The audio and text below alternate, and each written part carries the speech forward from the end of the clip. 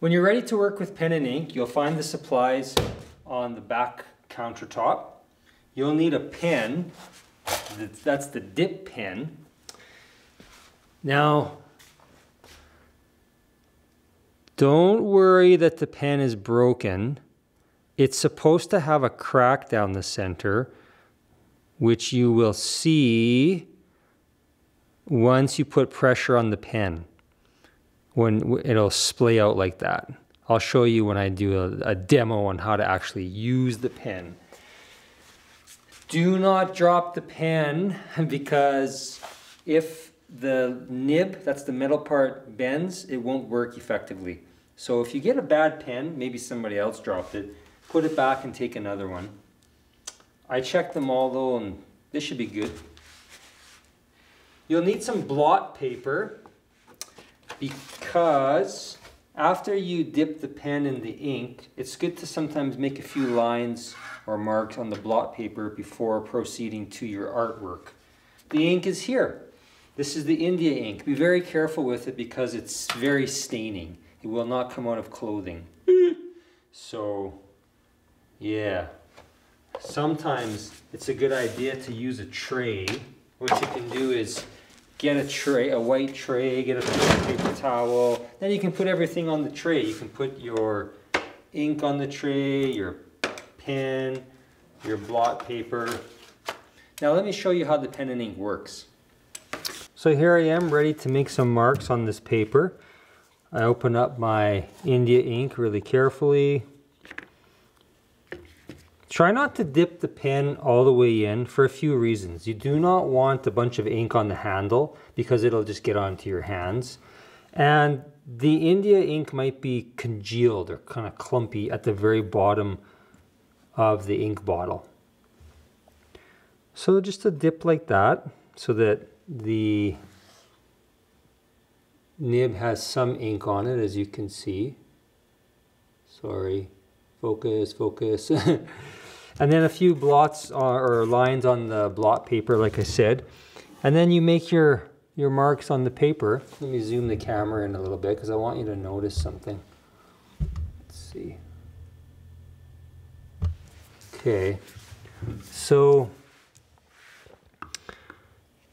if you run the pen this way, you'll actually see and if you put pressure on the nib, you'll see it split open, and that's how it works. The nib splits open so that, sorry, let the camera focus, come on, there we go.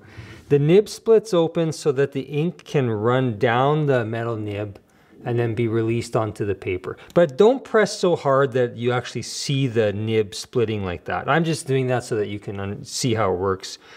Because look at what's happening is my line isn't very desirable. So you only have to apply a little bit of pressure. Now, speaking of that, the more pressure you apply, the wider the line will be because the more the nib is splitting and allowing ink to flow.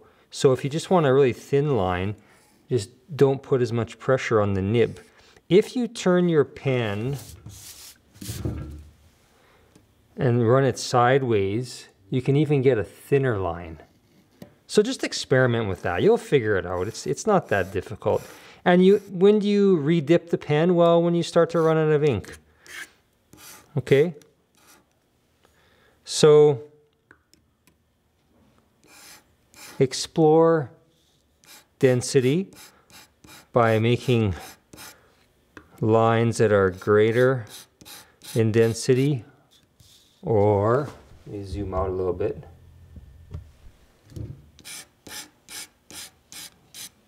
Less dense to create lighter values. You're going to explore a little bit of cross-hatching maybe.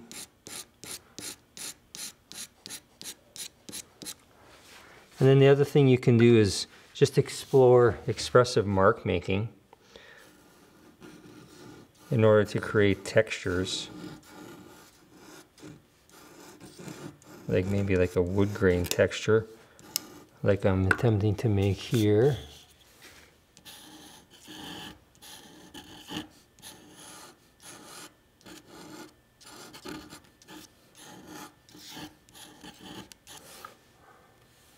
Okay, you get the idea.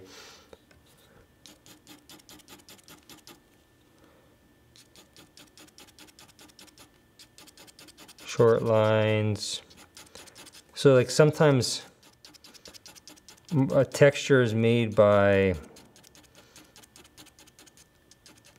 just the expressive quality of the mark making, but sometimes you're actually making little motifs,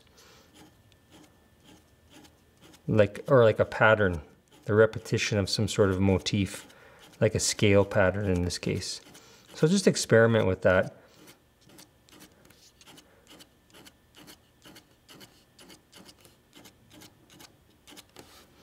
Okay, so you'll figure it out. Now, for cleanup.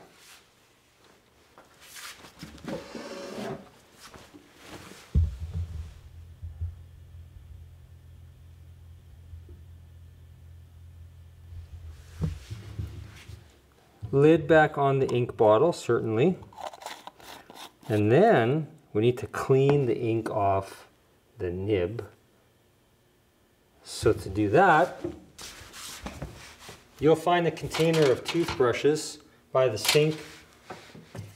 You can use any sink, but what you want to do is run some water over the nib and use the toothbrush to clean that ink off before you put it back in the container. Thank you.